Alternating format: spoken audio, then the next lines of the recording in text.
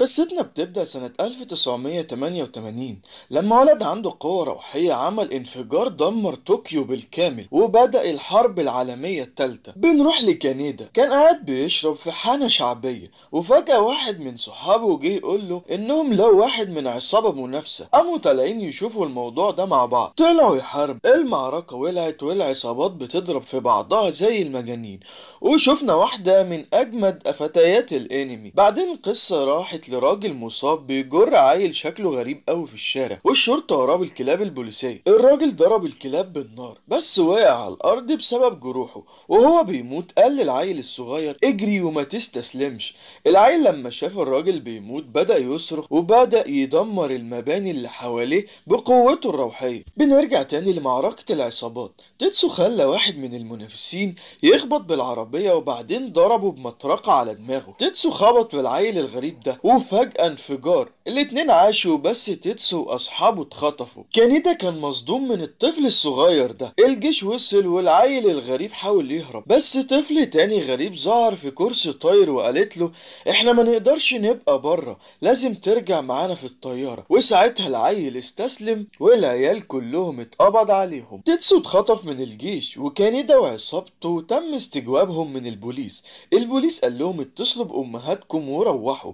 كانيدا لمح بنت حلوة هناك وفجأة واحد مجنون هرب من أوضة التحقيق وطلع قنبلة يدوية وزعق جامد وقال عاشت الثورة، بس للأسف طلعت قنبلة دخان. العساكر جريوا تاني وضربوه جامد. وسط الزحمة دي كانيدا استغل الفرصة وقال للبوليس إن البنت دي من جماعته. البوليس كان زهقان منهم فقال له خد البنت دي وامشي. ولما طلعوا كانيدا حاول يعكس البنت بس هي ما كانتش مهتمة ومشيت في الشارع وكأنها عندها هدف بتسعى وراه. بنرجع بقى في القصة لتيتسو وهو في معمل بيعملوا عليه فحوصات، وعالم مهووس قال ان هالة تيتسو شيء غير مسبوق بسبب خبطته بالعيل رقم 26 الغريب ده. العقيد قال للعالم يقارن هالة تيتسو بنمط أكيرا، وساعتها قال له ان ده ممكن يساعد انهم يكتشفوا سر أكيرا. وقالوا كمان هيستخدموا جهاز الطرد المركزي المستوى السابع، بس لو الموضوع خرج عن السيطرة لازم يوقفوا كل حاجة على طول. بعد كده بنروح للعيال في المدرسة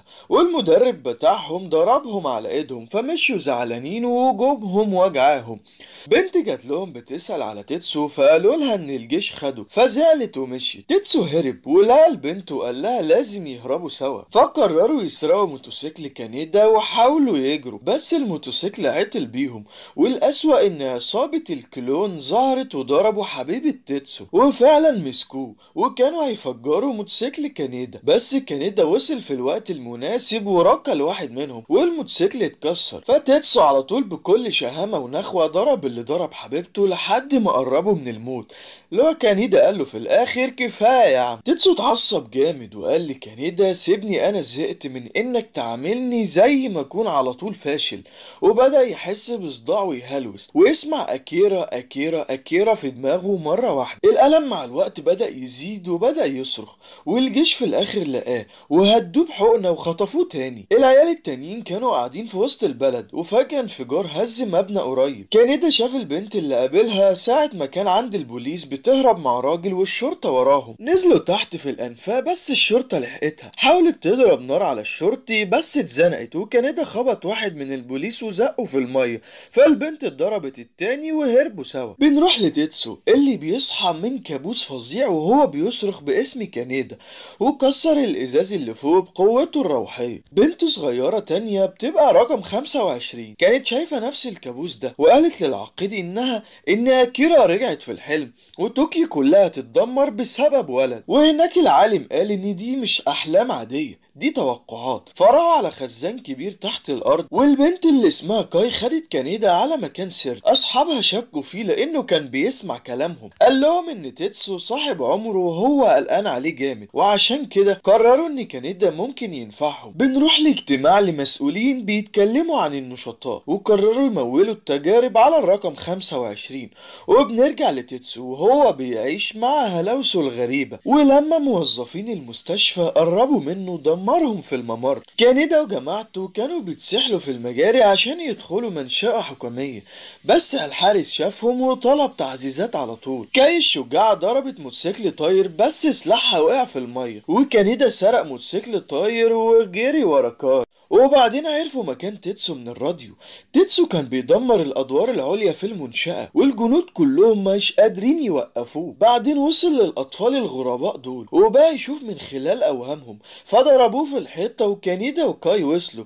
ساعتها كانيدا قال لتيتسو يلا لازم نهرب، فجنود تانية وصلت بس تيتسو دمرهم بضربة واحدة. وساعتها تيتسو قال لكانيدا أنا مش محتاجة، أنا قوي جدا دلوقتي وأنا ملك نيو طوكيو. فكانيدا حاول يقاوم بس ما قدرش. وهنا البنت الصغيرة قالت لتيتسو مكان أكيرا، فقرر يروح له. العقيد أمر جنوده يروح على الاستاد الأولمبي مكان أكيرا. بعدين تيتسو رجع للحانة بتاعة العصابة وطلب أغلى مشروب هناك. أصحابه دخلوا ولقوا الحانة متدمرة والبارمان كمان ميت، وشافوا تيتسو كان بيبلع حبوب وقال لهم إنه قتل البارمان وكانيدا كمان. وساعتها واحد من العصابة بتاعتهم حاول يضربه بس ما قدرش. كانيدا كان لسه عايش في سنزانة مع كاي، وكاي هناك حكيت له عن أكيرا. أكيرا كان يتيم اتربى في برنامج عسكري وقوته زادت لحد ما دمر طوكيو وبدأ الحرب العالمية الثالثة. بعد شوية بنت صغيرة سيطرت على كاي وفتحت زنزانتهم. الجيش والبوليس وصلوا للحانة اللي فيها تيتسو، وواحد من العصابة قال لكانيدا إن تيتسو قتل الكل وعايز الموتوسيكل بتاعه. فكانيدا خبط الموتوسيكل في الحيطة عشان تيتسو ما ياخدوش. الرقم 26 خدت كاي واختفوا. البنت الصغيرة قالت لكانيدا إن قوة أكيرا موجودة فيهم كلهم وممكن تصحى في أي وقت. تيتسو بقى كان رايح الاستاد وهو بيدمر الدبابات اللي قدامه بكل قوته. الجيش حاول كتير يقتله بأشعة ليزر بس ضربوا الناس اللي وراه بالغلط. وهناك تيتسو دمر الجسر اللي كان عليه وقتل الكل. بعد كده وصل لبوابة الاستاد ودمر الجنود اللي كانوا هناك ونزل تحت الأرض. كاي اللي كانت مسيطر عليها الأطفال الغريبين واجهت تيتسو وقالت له إنه لو كمل هيفقد السيطرة على قوته، لكنه للأسف ما سمعش كلامها فرمته في الحيطة واتعاركوا زي الأبطال الخارقين.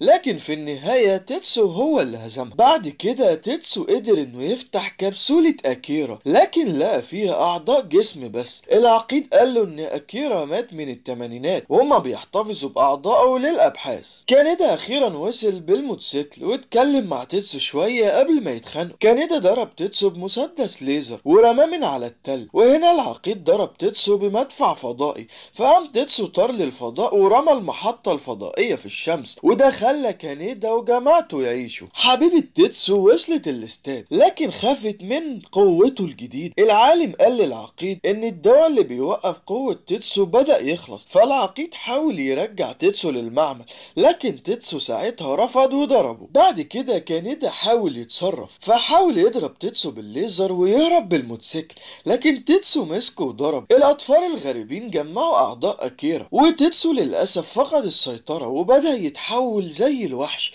وحاصر كانيدا وحبيبته. حبيبته اتسحقت والعقيد قال للأطفال إنهم لازم يهربوا حالا. وهنا بيظهر أكيرا بيوقف تيتسو لحد ما كانيدا والعقيد نجوا من هجوم. كانيدا حاول ينقذ تيتسو بس اتسحب في الفراغ. وهنا الرقم 26 دخلت وراه في الفراغ وشوفنا ذكريات كانيدا وتيتسو وهم صغيرين والأطفال الغريبين وهم بيتم عمل تجارب عليهم. وهنا بنشوف طوكيو اللي كانت بتتدمر أو بتتولد من جديد. كاي نادت على كانيدا وطلع معاها وركبوا سوا وراحوا في نيو طوكيو. وهنا بنوصل لنهاية انمي أكيرا اللي زي ما شفنا نهايته كانت مفتوحة. يا ريت لو عجبك الفيديو تعمل لايك وتشترك في القناة وتستنى عشان تشوف أجمد الملخصات.